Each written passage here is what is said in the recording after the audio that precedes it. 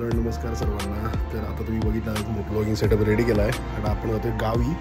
आणि आत्ता ह्या चॅनलवरती खरंच खूप तुम्हाला मस्त मस्त ब्लॉग बघायला मिळतील. तर नक्की चॅनलला आता सबस्क्राईब करा आणि स्टे ट्यून हा मिनी ब्लॉग पूर्ण बघा.